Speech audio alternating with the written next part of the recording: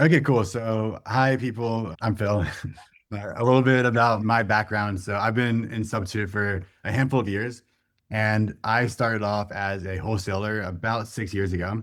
And we started off just texting people in Kansas City, and someone would text me back, and I would call them. I knew nothing about real estate. I just moved from Southeast Asia to the Midwest, and I've never owned a house before.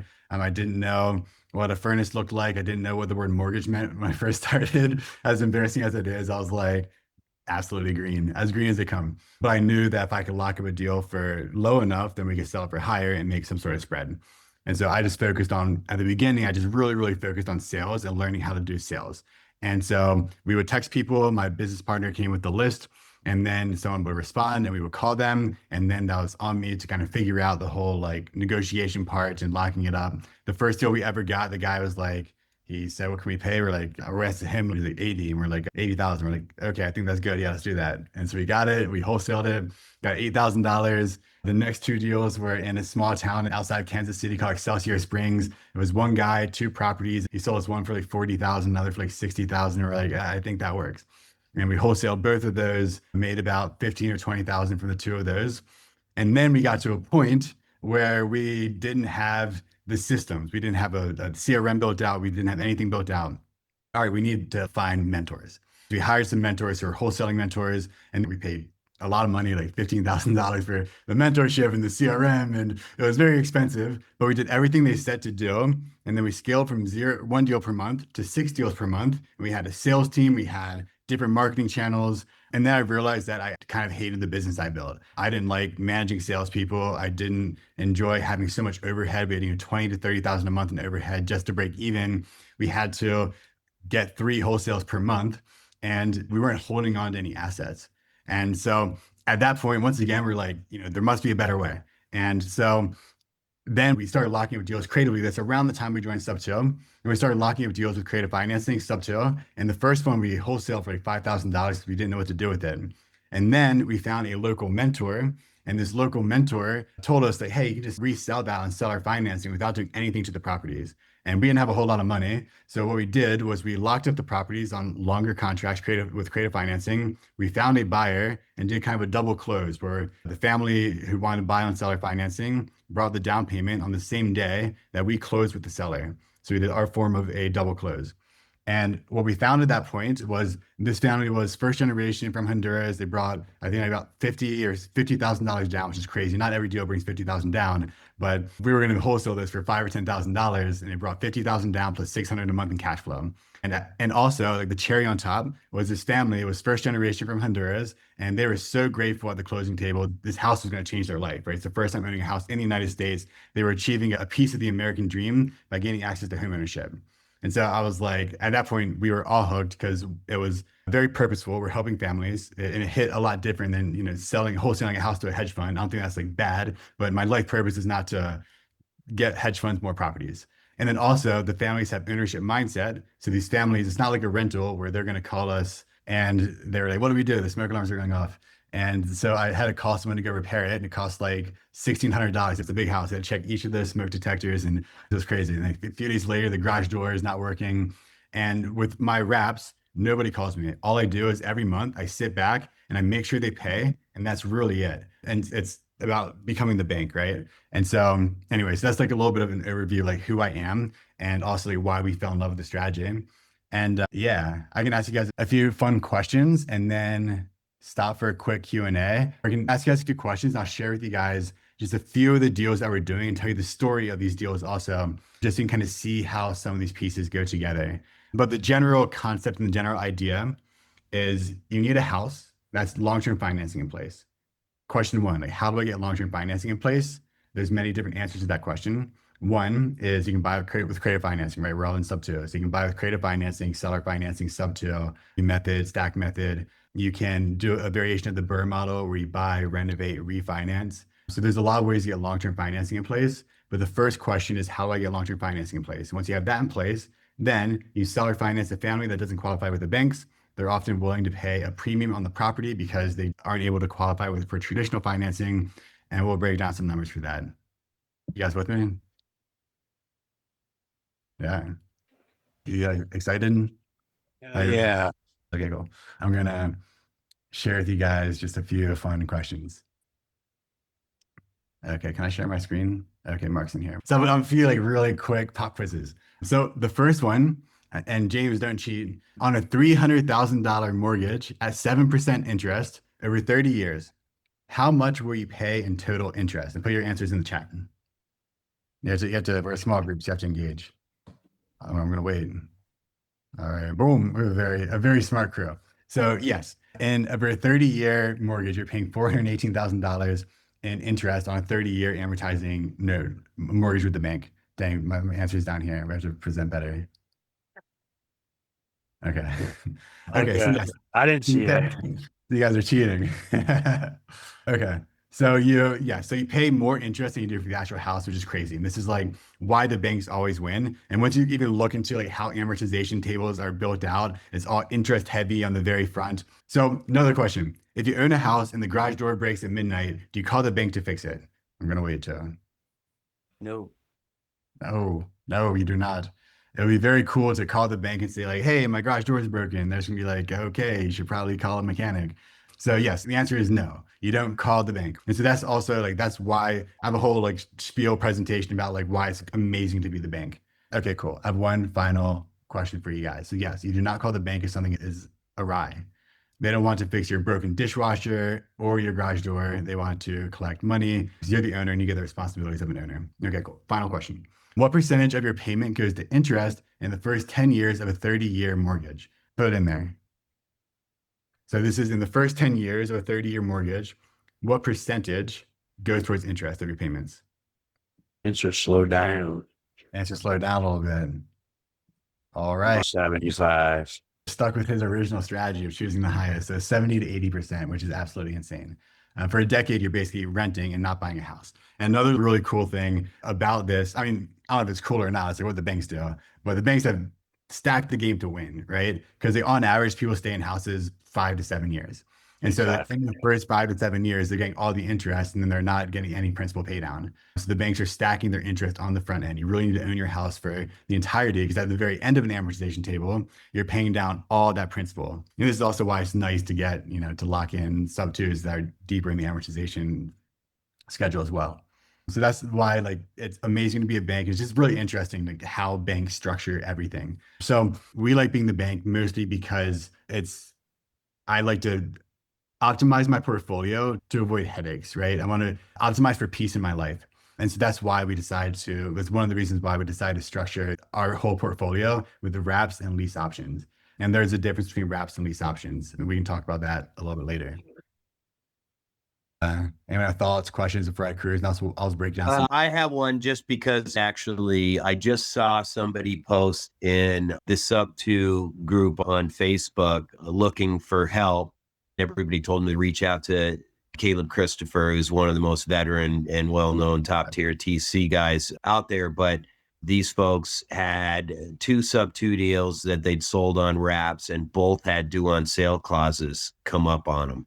Their attorney couldn't do enough for them in time, so they're trying to work with the original sellers to get things, figured out and still somehow stay the intermediary and protect, their good customers that bought those homes.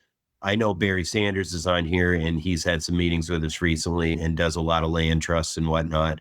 But what needs to be done? I think this is really important because of AI and how fast the computers are now. It is becoming more of an issue, the due on sales clauses, when it comes to a SubTo deal. And certainly none of us ever want to worry about that coming back to us if we make a great deal on a piece of property, help a family get into a home, and then a due on sales clause comes up on that existing mortgage. So one is having Caleb Christopher in your back pocket is a great thing to have. I've never had a due on sale called. If I did, I would call Caleb Christopher because I know that they can remedy it, right? So, and this brings us to like another point of wraps. So like high level, you guys now see like, okay, high level.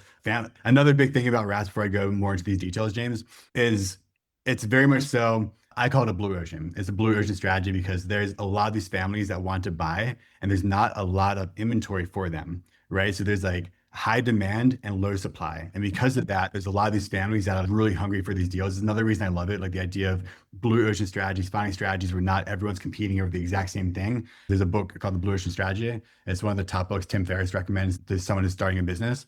And it just talks about finding the space where you have a starving audience. And I mentor a lot of people doing raps. And I have people like in Kansas City now, there's a lot more people doing it, right? So our down payments have gone way down. It's more of a buyer's market. But then I have people who are in Tennessee or in these different markets, parts of Alabama, where it's like nobody doing it. And they're getting $40,000 down, these high down payments, and they're selling deals super quick. So it's like this whole supply and demand thing. There's a lot of really, really untapped areas for raps. So James, to your question or your thoughts, the first thing that comes up for me is, when you structure a wrap, I use the word wrap as a blanket term, but there's when you sell a house on seller financing, the question is like, what happens to the deed, right? Where does the deed go? So, and for example, in Texas, you're not able to do lease options. You're not able to do contract for deed, bond for deed. I don't know what's called in Florida. So in Texas, you need to transfer the deed to the end buyer, right? And so when that happens, there's a higher likelihood of due on sale being called, right? Because you're buying it SubTo, deed transfers to you, and then you're selling it on a true, I call it a true wrap, and deed goes to the end buyer, right? And when those deeds transfer, that's when you have a higher likelihood of due on sale being called. So are there ways to remedy this? Yes, there's ways to protect yourself in these situations. If you're doing deals in Texas, you can buy it in a trust, right? And you can structure it in a trust where like it's more protected, and there's easier ways to remedy that due on sale. Typically, how we do it is we've different paperwork, but usually the deed stays in our name. We have, and I don't want to get into the weeds of paper because I think it can confuse people, but like we keep the deed in our name, right? So if the due on sale were to be called, we could deed it back over to the seller, restructure the paperwork to be a contract for deed with the seller or to be a lease option with the seller. And usually that's going to resolve that due on sale. I don't like doing that stuff myself, so I work with Caleb. But yeah, so there are ways to remedy it. In Florida, you don't need to transfer the deed. And also there's pros and cons of deed transfer. But I'm gonna real quick, Phil, over the last couple of weeks, we've really, especially with like the FinCEN thing that's recently come out and all of that stuff, we've focused a lot more on learning about land trusts, learning about due on sale clause. Again, Barry's in here. We had a really good Zoom with him as well. And so, yes, absolutely. It's kind of like to each their own as well, right? There's multiple ways to do the same thing. And I just want to make sure that the topic's going to be wraps. And then again, Phil has a whole bunch more stuff to give to anybody that's interested in taking their wrap journey a little bit further and can dive into all those other branches of the conversation, like due on sale clause and that sort of thing.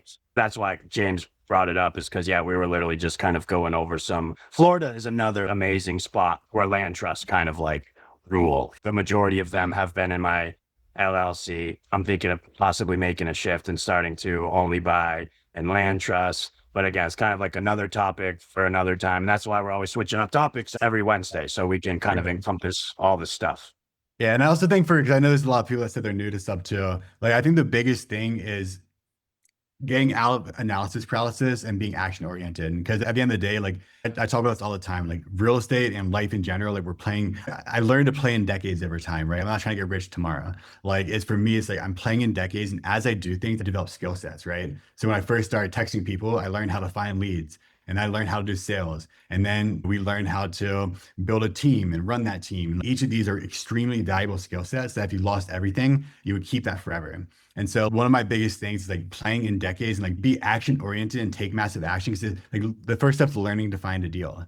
And if you learn to find a deal, you can wholesale that deal, you can keep that deal. There's many things you can do with it, but it's all about getting that traction and just making a little bit of progress like every single day. My philosophy and perspective is, we're playing a game in decades. If you show up and take massive action and learn through the fires of entrepreneurship and investing, like 10 years from now, you're going to be so valuable to the workplace that you're not going to have to worry about money for the rest of your life.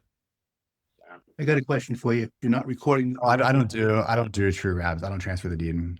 Oh, okay. So you're doing contract for deed, or at least with an option to buy. What we do, we have different types of paperwork that we use. We have a 30-year lease option paperwork that we do. We have 10-year lease options, and then we do mostly contract for deed. Okay. I thought they could record them because you have no recourse if they sell the house because you don't have a lien on it. But if they don't have the deed, they can't sell the house. Yeah, they come to us if they need to sell the property. So for like, if they have the ability to sell and we work, yeah, I love it. I love the reason we have a servicing company that takes care of, like, they manage everything. So if the family ever wanted to sell, they would ask us. and they're able to sell, but it will go through us, go through a title company. Not that this makes anything negative, but are you aware that contract for deed and a lease with an option to buy is also a violation of the due on sale clause? Well, I mean, a sub two is also a violation of the due on sale clause, right? Anything. That's the main one. You transfer the deed, right? It's transfer the deed, lease with an option to buy, contract for deed, lease with an option to buy, or a 3-year lease. If you do any of those, they can call the loan due, unless prevented by law. And there is one law that stops them. The beauty is like there's no you can get out of just about everything. Our job is to like set it up, do it, try to do it good enough where you're not going to get it called. It's going to happen eventually. It'll happen to one of us. It'll happen to me. I'm ready for it. That's what studying, being on your game, being a real estate professional, being resourceful, talking with other people. You can always fix it. So yeah, I was talking to someone, a mentee recently, and they had like these things come up, and like the reality is like business is problem solving, right? We're solving more and more complex problems as we go. Napoleon Hill, the guy who wrote Think and Grow Rich, he has a really cool quote. So he like studied the richest people in the world, and somewhere like maybe like the 1920s, and he had this really awesome quote. He has another book called Success Through a Positive Mental Attitude, because he realized that like the most successful people, they had this, he calls it PMA, positive mental attitude. And he says that PMA is asking how can something be done rather than saying it cannot be done. It's building bridges and not walls. I think that's like a really important philosophy because pretty much everything. Pace has gone through so much of this red tape, right? To figure out, people say SubTo is illegal, all these different things. Like there's a lot of red tape, and it's just figuring out and problem solving to find the best solution. And that's going to be throughout. It's also like the most fun thing about investing in entrepreneurship is solving more and more complex problems. Like when you can help a seller out of a really interesting situation and like help them out, get an asset and build wealth at the same time, it's fun and it's really amazing. for sure. Cool. All right. You guys want to look at some deals? Yeah. Okay, cool. Okay. Let me find you guys some. Okay, cool. I'm going to show you guys like 4 deals. And then each of these is a little bit different.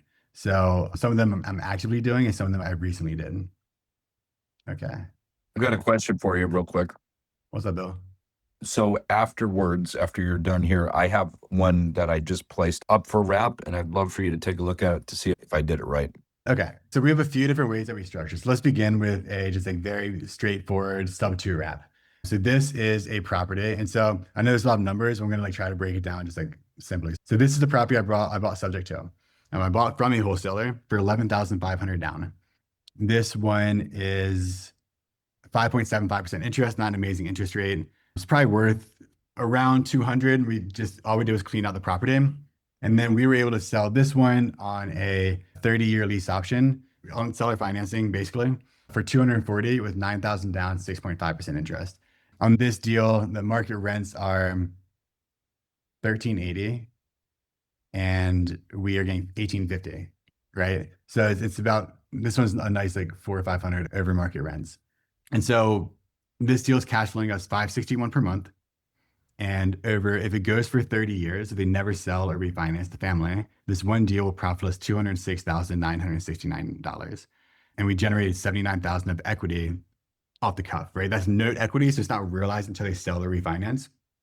But we generated that much in equity off the bat. This deal, I left a few $1,000s in. Cash on cash is an important number to calculate. My cash on cash is really, really good because it's basically 100%. I left $5,450 in after closing costs, holding costs, everything else. And I'm getting 561 per month in cash flow. And so the deal came to me from a wholesaler. I bought it. It was already SubTo. And then all I did to the property was I went in, there's like a closet door that I sent my one contractor through. He went through, fixed up any minor cosmetic things. It cost less than $1,000.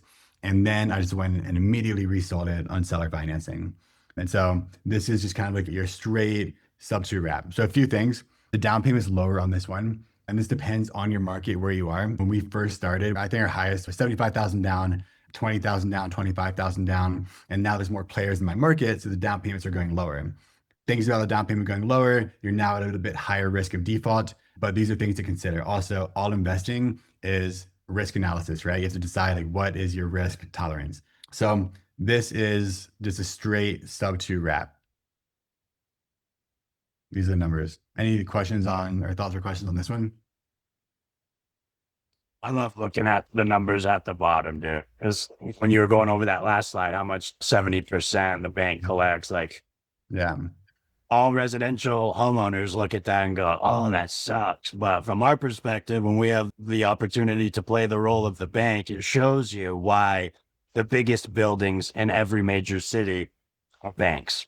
For sure. You can literally take a house worth $150,000 and make $150,000 or more over time.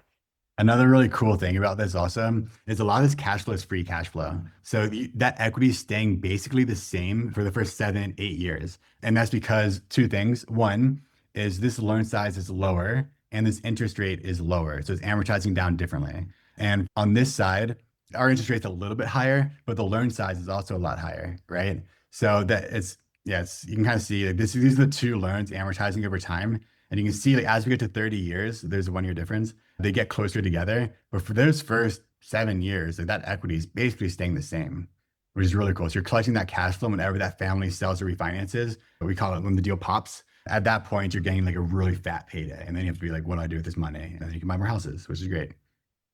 Okay, cool. What's up, Bella? Do you have a question? Okay, we're going to talk about wrap buyers, like how to find the wrap buyers in a bit. So this is like a typical SubTo wrap. And once again, I say wrap loosely. The paperwork we do is slightly different. We sold on seller financing. Wrap's easier to say. Okay, another deal. Why don't you call it a lease with an option to buy? That's what it is. Because it's like, because some of them are like lease with the option to buy. There's like a 30-year lease option. We do 10-year lease options. Sometimes we do There's still contract. options to buy. It's just, Are what's that? you taking title in an LLC? Yeah. Okay. My suggestion would take title. I love exit strategy is the only exit strategy I'll ever do is what you're doing with a lease option. That is your best, by far, exit strategy to make the most amount of money. So you're dead set correct on that. But I would change your operation to closing in a land trust so that God forbid it does happen, you can fix it immediately. I have a method where you can stop any bank from calling the loan due. Nice. So you protect yourself on the back end because it's going to happen. And the worst case scenario is when you get caught where you now get sued by the people you sold it to, which it can become very involved. But you can solve all of that by taking title and land trust and taking title where you set up the land trust in the seller's name.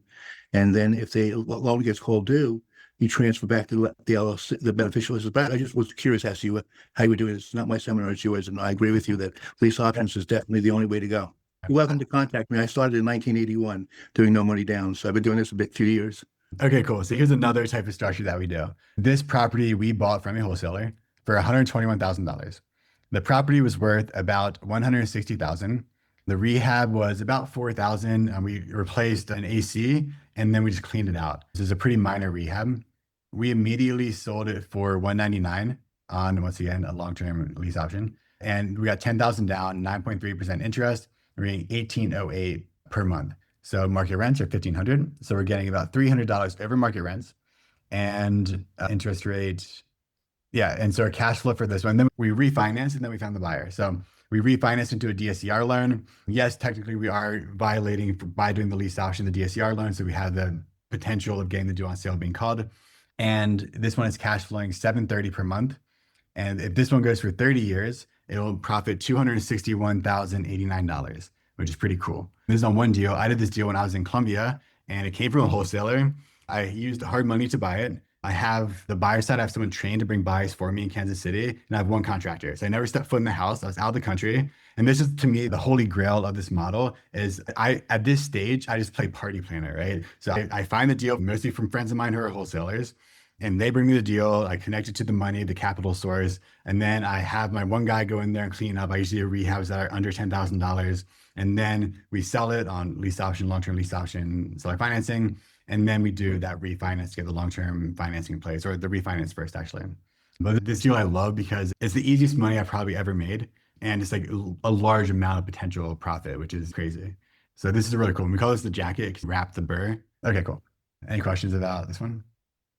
You don't put any acceleration clauses in there. If they go 30 years, the markup that you get is still the same. So the 30-year lease option that we do is it's similar to an amortization table.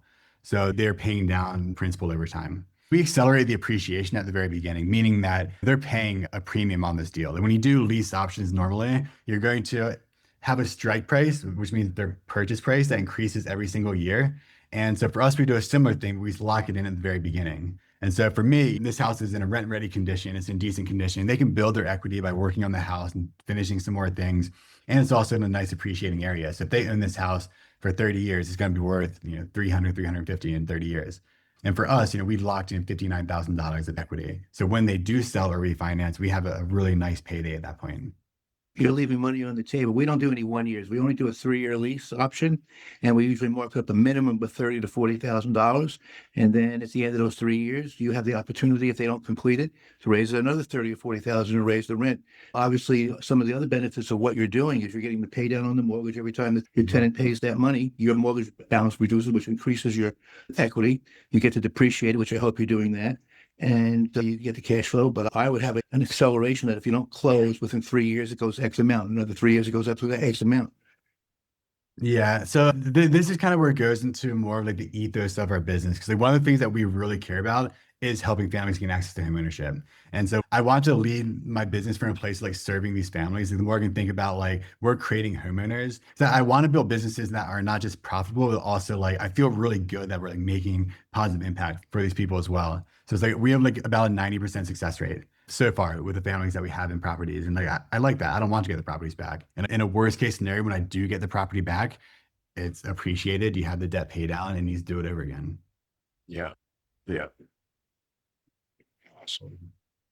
That's Okay. pretty awesome. Do you ever negotiate? I guess it would probably depend on the deal you picked up. If you picked up a SubTo and there was a balloon in 6 years, if you're doing a lease with an option to buy for somebody, you're probably asking for a balloon in 5 years, that kind of thing.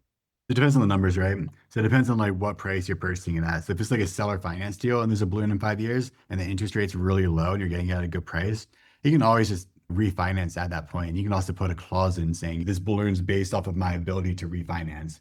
So if you sell a property, and this is also a little bit in the weeds, but there's rules with Dodd-Frank and whatnot. So if you sell it on seller financing, you can't put a balloon on your end buyer unless they own it in an LLC.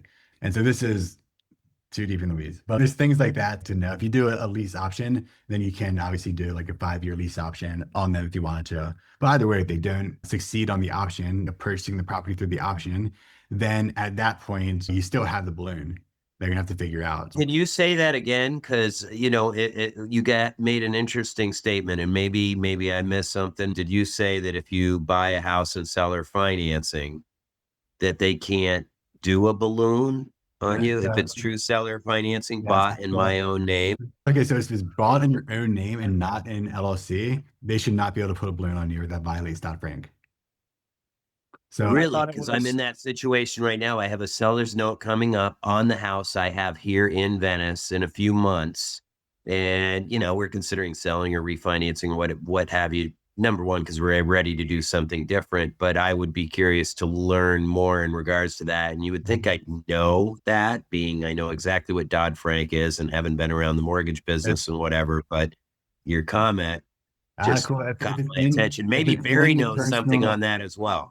I want to keep this Sorry. high level. We're going to have a Q&A towards the end, and that way we can go to the branches of the conversation. So yeah, let's do it, Rob.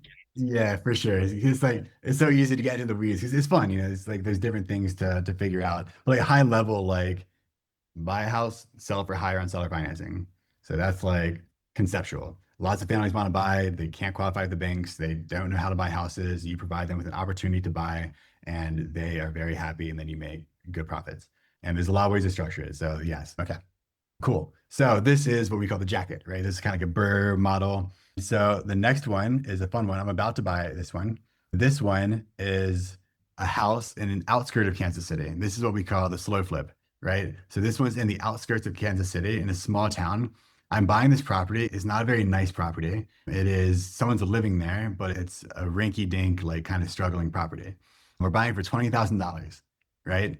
And so we're then going to resell it on seller financing almost immediately to a family that wants to gain access to the property, to homeownership, who like lives in this area and wants to fix up this property, right?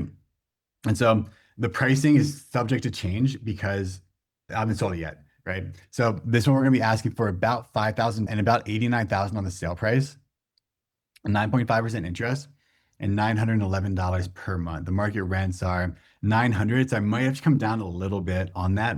but this is the starting point. So we go back to the question, right? How do you get long-term financing in place? So for this one, I may just buy with cash my own money, and then I have a really nice return.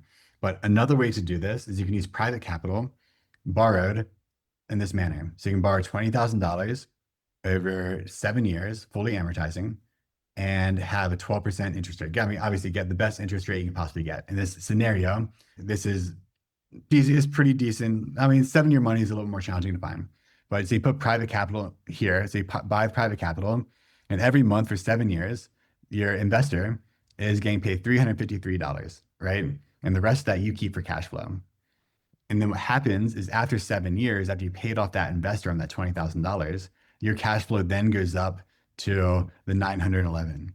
So then you get $911 of cash flow per month. So this is why they call it the slow flip, right? Because you're getting a little bit of cash flow up front, but then once you pay off that private investor, you then get a lot of cash flow. But it's all the same concepts, right? Buy a house, sell and seller financing. And this is just a different buyer demographic, a different type of property. And there's a whole community of people all over the country doing slow flips in small markets. So once again, if you're going to do something like stay focused on one thing, I recommend doing like, if you're going to do wraps, just do like a straight selling on contract for deed for the first few. And then once you get your toes wet in that, and then you can branch out to do different types of strategies. This is a really cool one. I don't have photos of the house here, but it's like, it's not a great condition property, but it is livable. And then so if I don't use private capital and just use my own money, I'm basically spending $20,000 plus, the closing cost and holding cost. And I'm going to be getting $706 of net cash flow after taxes and insurance. And this will be the profitability of this deal. And this is a deal that's like a rinky-dink house in a small suburb of Kansas City that I just got from a wholesaler. That no one wants this property, right? Because they don't know they can sell it on seller financing. And this deal also can make a potential $260,000 over 30 years. And we're locking in. This is at this price, right? Even if I sold it for $60,000 with $5,000 down, I'd probably do a higher interest rate at that point. Okay. I'd probably do even maybe like 11% interest. Okay, cool. Even if we did at 60,000, 5,000 down, someone's paying $729 per month, right? Someone's going to pay that to have ownership of a property. Still, that deal is going to profit almost $200,000 over 30 years. And this is like, for me, it's just putting the pieces together, right? These opportunities are everywhere. Like, there are deals like literally everywhere. You just have to find your niche, dive in, and just do the same thing over and over again. That's also, I'm like a huge proponent, just doing one thing, one market over and over again until you have $10,000 a month in cash flow and passive residual income.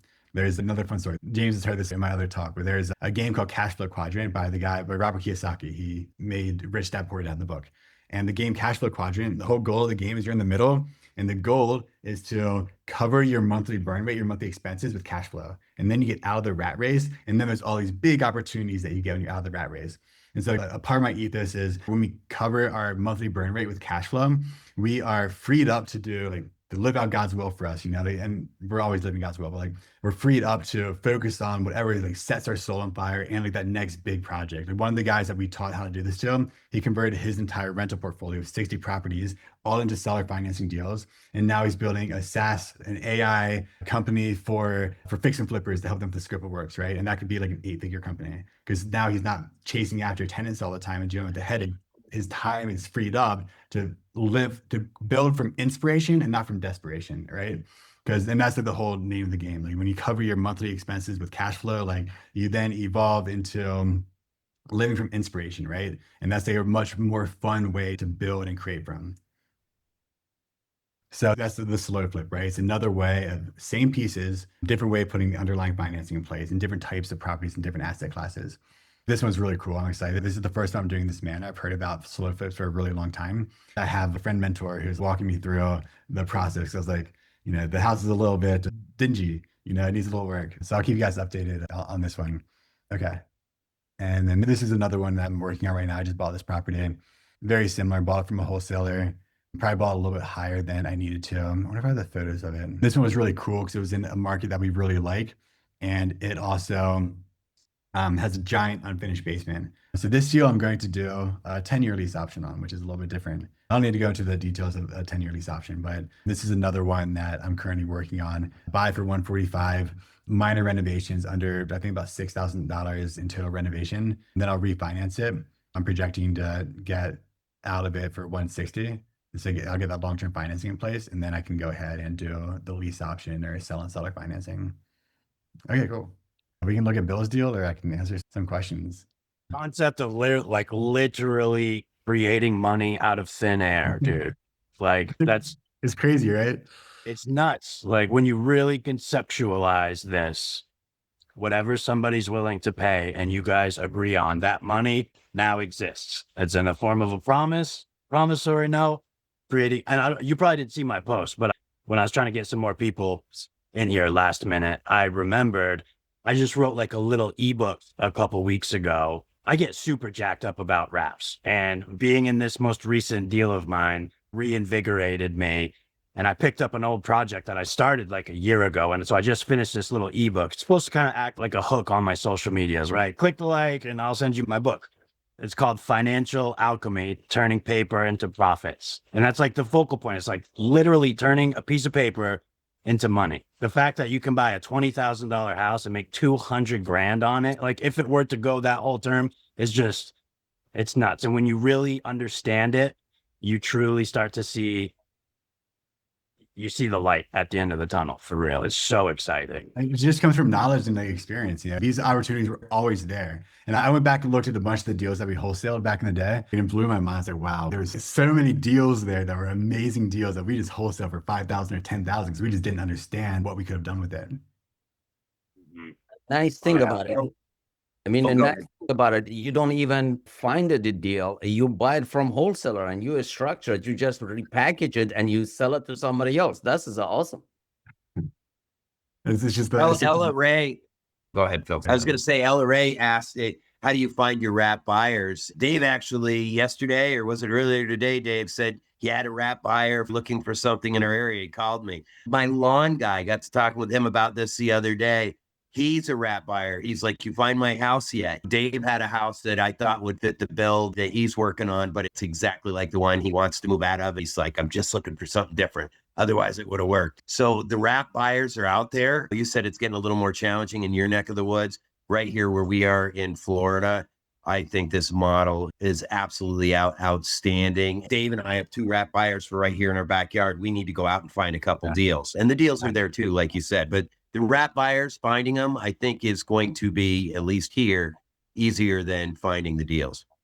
That's amazing. Yeah, I think Florida is a really, really good market for this. We taught our friends how to do it in Kansas City, and then a lot of people started doing it. So I would say Kansas City, I believe, is the most competitive market in the country now for wraps. And I still do deals there, right? And now I just pepper in more 10-year lease options and stuff as well.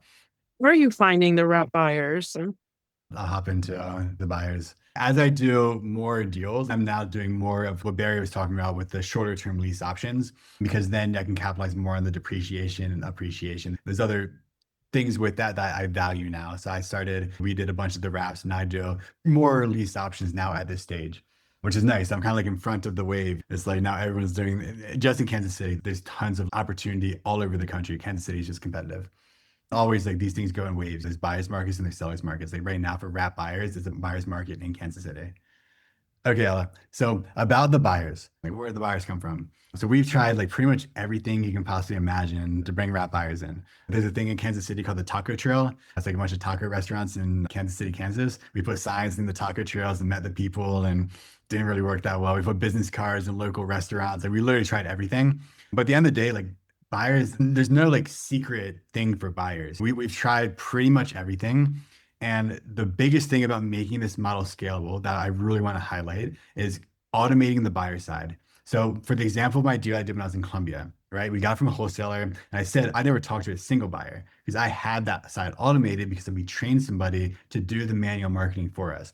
So marketing is marketing. You guys do direct to seller. Some of you guys do direct to seller. Marketing is always marketing. You can text people, you can post on Facebook, you can post on Marketplace, you can post on Craigslist. It's just eyeballs on opportunities to find the right eyeballs for your opportunity.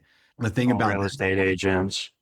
Yeah, right. So real estate agents, I mean, the actual real estate agents typically don't understand wraps. So yeah, and also every market's a little bit different. Like I never post flat listings on the MLS. One of my mentees in New Orleans, he does, right? He has success with putting flat listings on the MLS. For us, that never worked. So every market's going to be a little different based off the buyer demographic and so on. Title companies, no, not really, because We tried the whole loan officer thing, the title companies.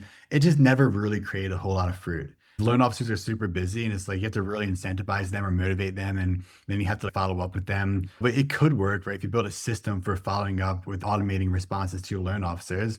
But sales, yeah, I guess my perspective on all this is like sales is sales. It takes a lot of follow up, and you want to get eyeballs on property. So you can build a system for pretty much anything for acquisitions or for dispositions. It just requires checking in with people and following up. So I know it's not the best. There's no golden egg, Ella, but like to scale this model and to do it in the most peaceful way possible, you want to train somebody to do the whole buyer side for you. Mind if I jump in real quick? Dave, what's going on, brother? Yo, But yeah, on that, I had Ella, we did some property, like for instance, we picked up a property over in Texas, and that property was so hard to move. But and Dave's heard me talk about this property a million times. But as far as finding buyers, I mean, I had, like what he's saying, I trained my VA to essentially sit there and call up landscaping companies, right? The landscaping companies that, they have employees that are Hispanic or whatever else generally, right? And those are people that have cash that are looking for properties to move into. So landscaping companies, churches, particularly Hispanic churches, or like you can try finding churches that are, there's like some like Korean churches and different Asian type of, primary churches and stuff like that. Those people all have cash, right? So you got, like he said, you got to get really creative sometimes. But if you've got a process and you got systems, that makes it work. We spent a lot of time, my partner Jerry and I, we spent a lot of time building up our buyers list and scaling out that whole thing. But you got to put in the work. Yeah. so I've gotten like all my buyers, I'd say 95% probably, if not 100% from marketplace, just doing a basic marketplace listing. But this time around, I've got the pressure of, I didn't borrow extra money for holding costs. So in another 20 days, my first payment's due, and it's due every month after that. So I'm like, I want to sell this thing quick. So I actually just set up my first ever Facebook ads manager, like going in the back end, setting up a true ad with a form and all of that. And bro, I give myself like a $500 budget. I wanted a little more targeted. I didn't want to just anybody and everybody. I said, give me a little bit more targeted. I made it live at about 11 o'clock last night. I woke up with 3 leads. I don't want to jinx myself by talking about it, but I will. The first woman I called, dude, stoked about the house. I'm like, yep, shoot me a copy of your ID. I got it on lockbox. Done. She went over. She called me from the house. I love it. We talked numbers. I sent her the pre-approval application, call the underwriter, kind of their pre-qualification questions. And I had 2 others. One guy's like, no, I want something different. I called James. And the third guy, I forget, but I'm curious to see how the ads manager will work out when you put some actual cash behind it. I did a nice video instead of a still image.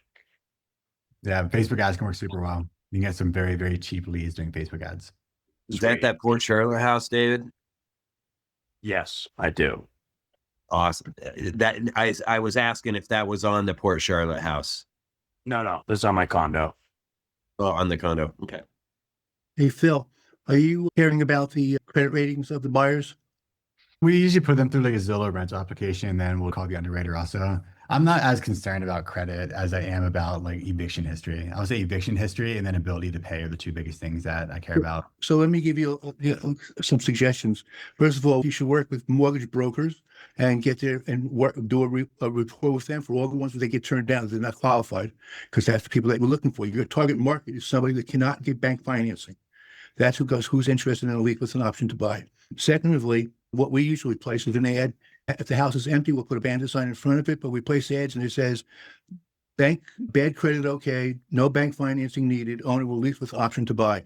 You will be inundated with people. Now you're just going to go through them and see who's got the most amount up front and who can afford the most up front. Monthly payment. We will advertise the price of the house. So if I have a $250,000 house, I'm going to put only the price in there. I will not put the non-refundable option fee, nor will I put the monthly payment, because you shoot yourself in the foot.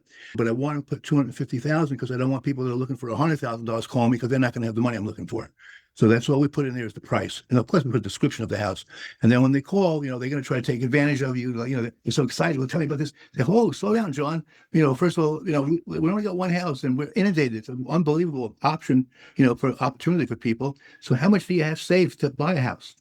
Well, we sold our house last year. We got about 40,000 we're working with. And so now you can get way more. We don't accept anything less than 5%. And I always use a $240,000, what that you showed before. So I wouldn't take anything less than 12,000. And you can get way more. But if you advertise what the down payment is, never use that. Shame on me, wash my mouth. That would solve. You never use the word down payment, because what will eventually happen, and obviously it probably hasn't happened to you yet, but if you're in this business long enough, you're going to go to evict somebody.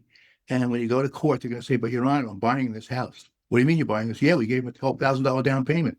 Even though it's signed, they understand it's a non-refundable option fee, you're going to lose. The judge is going to say no, and he's going to kick you out of the eviction court. And you say, well, Judge, how do I get my house back? He said, go to foreclosure court. So to avoid that, I hope you're using two different documents, right? Lease option, and the lease doesn't mention the word option at all. And then you have the option agreement. Is that how you do it? Or are they both signed by the same company and the same person? Yes. Okay, that's the bad part. So that's where you'll still lose. Then they'll say, the judge is going to say, what are you talking about? You just kept the agreements separate. The best way around it, where they cannot bring that up and stops it immediately, is if you buy it in a land trust. And now you can either have the trustee sign the lease agreement, or you can have a management company that's even better, signs the lease agreement, and then the beneficiary signs the option agreement. So now they pull that shenanigan, but Your Honor, we're buying this house. And now, of course, you're going to have an attorney representing you, because you can't represent yourself. And the attorney says, we don't have any option agreement with this stuff, sir. Well, let me see. Oh, look at this here. I got this paperwork. And then, I see it, Your Honor? And then when you look, I say, Your Honor, that's a different party. The judge can't rule on it now. Barry really thinks land trusts are the way to go. Barry's a big land trust guy. But my exit strategy is 100% lease options. We don't sell anything. Don't do any owner financing. I'll never do a wrap, because when you do if you record a wrap, you can't be a mortgagee and still own the house. So you've just told the bank that you sold the house. So when they find out the deed's been transferred, and they're doing it now with AI, there's a couple of softwares that they're using, and the first thing they'll do when they see it's been transferred, they'll do a lien search. And when they come up with a note or a wraparound, they say, what do you mean you sold the house? How could you hold a note? You can't be a mortgagee unless you sold the house. So that was why the first question I asked you, if you were recording it, but you're not really doing wraps, you're doing lease options or contract for deed. But I don't know why you're going to confuse a lot of new people with the terminology using wraps. It's not a wrap. Yeah, but it's for ease, it's for simplicity. The idea, it's the same concept, it's the same buyer, whether you give them the deed or don't give them the deed. It's a legality difference. And of course, I'm sure you're not putting wrap in your paperwork. So why call it that? You can just going to confuse people. All right. Yeah. Oh, well, maybe that's a better talk for offline, Barry. I know you're full of tons of amazing info, but I love lease options. That's the only way to go. You make so much money with it. We have classes that we hold on that, but that's something that will definitely happen, where one day you'll be evicting somebody. It's a numbers game. Every landlord has to evict eventually, and they will pull the shenanigans that, well, I'm buying this house, and then you'll be stuck going to foreclosure. I got a question. This is what stopped me from pursuing wraps more frequently, is because I got burnt out, right? We run acquisitions, we call sellers, we try to lock up I bought all my wraps from other wholesalers as well. This one that I just got is the first and only one that came from Monica brought it to me, my TC. So really, I've never locked up something that turned into something that I bought for this method. However, underwriting, contracting, marketing for buyers, I did everything else, and I got burnt out. What does your team look like? You got a really mean 3-4 person team. You got a huge operation. What are the roles and responsibilities of the people on your team? Yeah, we used to have a big operation and we scale it down now. So I buy 1 to 2 per month right now consistently. And that's kind of like the pace that I feel comfortable with. I don't want to scale to the moon anymore. I'm kind of past that phase of my investment journey. It's about consistency over time. I just moved out of Kansas City. I left Kansas City. I left a business partnership. So it's really just myself and my wife. And then I have a TC that manages utility transfer, anything with a SubTo. Like if we get a SubTo, they'll handle everything with the bank and setting it up and utility transfer, things like that. So all the stuff I really don't want to deal with, I pay a TC to do. And then I have really one contractor who I send out there, and I have the dispo side fully automated. And then my wife just helps me with administrative stuff that I need support with. I also have an admin assistant. We're pretty lean. I don't have a big team. Yeah. Yeah. I mean, you only need a couple people that each have their own, a buy side, a sell side, a contractor, a TC. That's it. And then whenever I need a deal, it's pretty easy for me to find one deal per month that I feel really good about. This month I'm buying, I think 3. I'm buying that slow flip. I bought one Ericsson. I'm buying another one. It's actually a turnkey contract for deed on Friday. But some months I'll maybe buy 1 or 0. And so I just have like 6 to 7 wholesalers that I reach out to, and they bring me deals, and we're friends, and I negotiate with them. Nick and Eric, I don't even know if they're working together still. Eric Sage, Nick Legamaro. I knew Nick. See, one of the things that they used to teach, bro, I love this. And I still have never done one. I think maybe I'm just nervous because you buy a property with hard money, you sell it on a wrap or whatever. Yeah. You buy a property with hard money, you sell or finance it to somebody, and you create a first and a second. You create a first for like a little more than your hard money loan, so you can sell the first and pay off your hard money, and then you hold a second. So it's like you can literally, go buy the cash deals as well. Yeah. So I mean, it seems I think everyone on here now is like pretty experienced. So so this is, I actually know a guy in Kansas City. He does this. He has horrible credit, or we can get, I think maybe he's using private capital or some other capital. I'm assuming he's using some hard money lender. He will buy a property with hard money. He'll then wrap it. And then he does 2 separate notes with the wrap. He'll sell off the first position to replace that hard money lender. So he basically sells the asset, really sells the note. Then he keeps that second. And that second is just mailbox money that he gets. And he really has no other attachment to the property.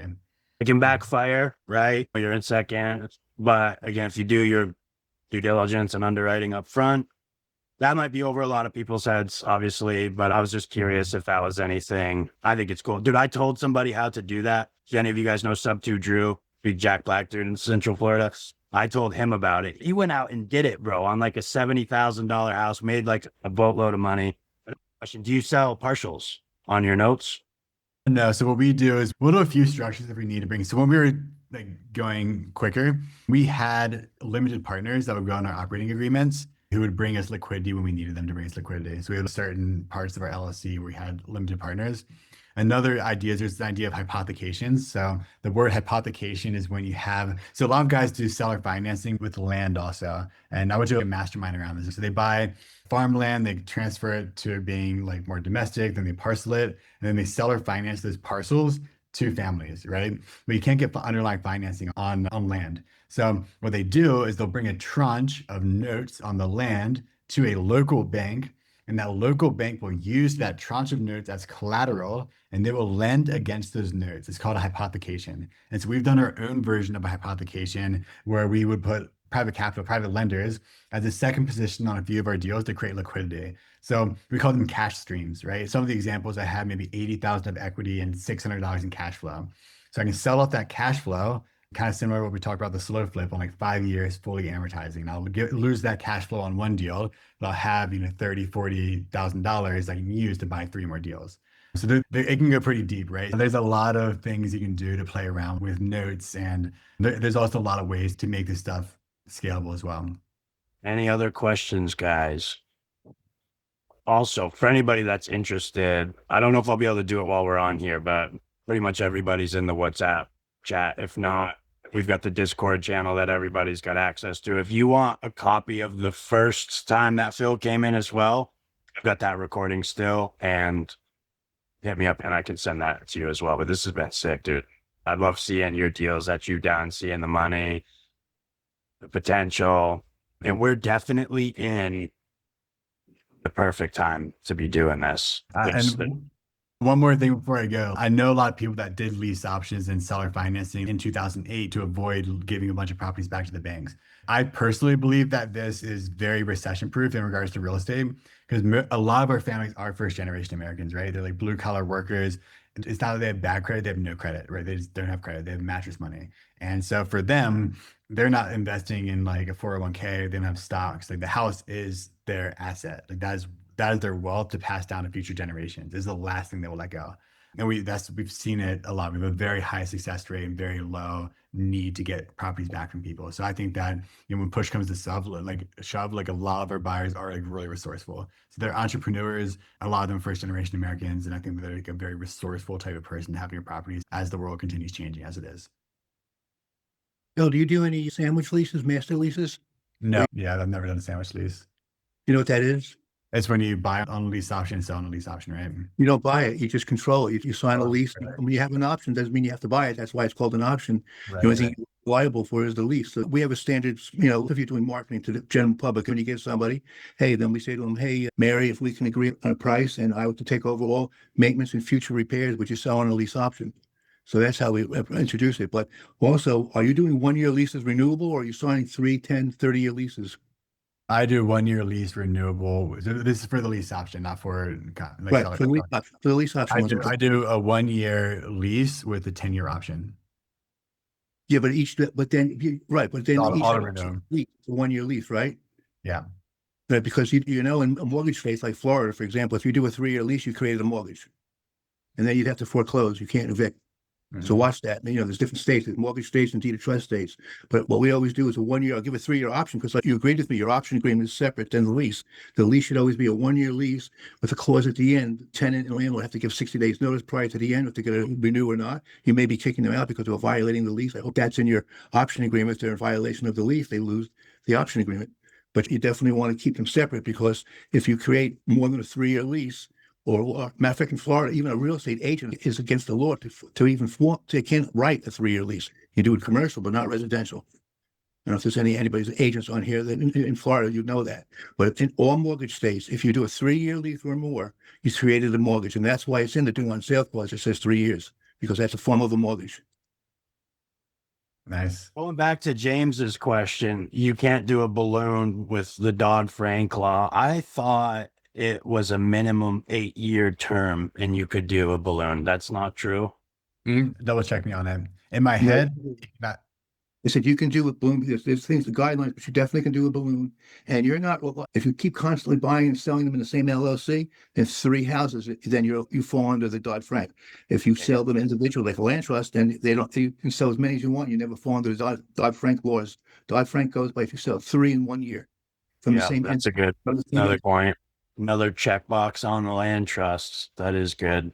Yeah, I feel like I remember Eddie Speed saying 8 years, and I'm like, oh, because a lot of the time we're getting 7 years, in which case we're giving them 6 years. So I've tried to change it up. Let me tell you my numbers because I'm feeling bad about them now because I should have gone for more. But again, maybe just some of the fear because I haven't done it in a couple of years. I want it to move quick. I've got partners. I want to get people paid back on time. So my TC brings me a condo in Sarasota. I hate condos. I hate HOAs. I would never even look at either of those. But there's a friend. I'm a friend. I wanted to take a look at it and I ran numbers. I'm like, oh, this actually kind of looks good. So we get on the phone. They're on the market at 260 and that's the market. 260. There's comps. 260s is retail. I offered 275 for 0%. And she gives it to me. So I feel kind of okay about that. And then I go see it and I'm like, damn, I just paid almost $300,000 for this condo. But I decided to push it out at 287.5. And I'm kicking myself now. One of my mentors, I was on with him earlier. He's like, oh, don't put a price on it if you don't have to. But the platforms I'm using require it. So I put a price on it. But now I'm kind of like, shit, I should have done 300 or 299 or you got these $40,000 bumps. And so, but I also look at it like I've got 0%. You're selling it at 6%. So I'm really making my money arbitraging the rate and not so much the principal amount. More of an arbitrage play. I like to build in that equity, especially in those situations. I'd rather do a lower interest rate that I feel comfortable with and push the sale price higher just so that because that underlying financing is gold, right? Where you have 0% is crazy. So if somebody wants to refi me out next year, I'm screwed. You can also put a first right of refusal on your paperwork as well. So they have to ask you. Yeah, we just got one back. We got one back like this. We bought it on seller financing for 3%. Then we sold it on seller financing 3 years ago. And the guy tried to sell it and we got it back from him and resold it and our profit doubled. So a couple months ago, I taught a class on clauses that you can put in notes. A lot of people think I have a mortgage. I have a mortgage. No, you don't. You gave a mortgage. And it's like to understand that we give a mortgage to the seller. If I'm giving it, I control it first and I can put, usually not with a bank, it's like their way or the highway, but in seller financing, you can put whatever you want in a note. And if it's agreed upon, it's law. So we just went over some clauses that you can put in the paperwork, right? And so on mine that I just bought, I put in the first right of refusal to buy the note if they want to sell it, because that's bit me in the ass before when I didn't do that. the generic note said like, if you default, it goes to the highest interest rate allowed by law. I'm like, no, change that. Make it like from 0% to 4%. Just a couple little things like that. But again, I was on the phone with one of my mentors earlier. He's like, did you do a substitution of collateral? And I was like, no, I've I heard of didn't. it. I've never done it. Bro, that would have been because there's no underlying financing. So if I had a So, substitution of I collateral, mean, does that mean you could put a DSCR loan in place on that property and then move that 0% loan elsewhere? How does that work? I don't know the mechanics of moving it, but yeah, if I have another deal, I can remove the mortgage from this one, put it on that house and have a free and clear house to sell, refi, create $200,000-$300,000 and extra cash to go buy more deals with. But yeah, so I don't know, but I mean, it's all pre-agreed upon, so I don't ever need to go back to the seller. Yeah, I always tell people like creative financing is not sub-to seller finance. It's thinking outside of the box, World of possibilities. problem solving, like you said. And yeah, bro, it gets really fun. And that's why when people struggle finding deals, like, dude, deals are everywhere. It's just like you need to, if you have a motivated seller, most likely you have a potential deal. You just have to learn how to structure it and then also follow up. I'm going to drop this book too. You guys can check it out. Let me know what you think. It's a super quick read, but it kind of touches on a lot of these stuff. Super high 30,000 foot view on wraps. But any last questions for Phil, guys? If you guys want to hear me talk for another hour about why I love wraps, I'm doing a master class on Tuesday. So feel free to message me and I can bring you guys in why I love this. You got a school community also, right? I do have a school community also. Yeah, drop that. Yeah, bro. This So, was awesome. We'll do it again. Yeah, thanks for all the questions, Sure. and everyone else. And yeah, whenever you guys want me to come on, I'm happy to talk about deals. I know someone asked me to underwrite their deal. We didn't get a chance to, but whenever you guys want, happy to come on. I really enjoy these calls. Sweet. All right, bro. Thank you, man. Bye, everyone. Good to see you again.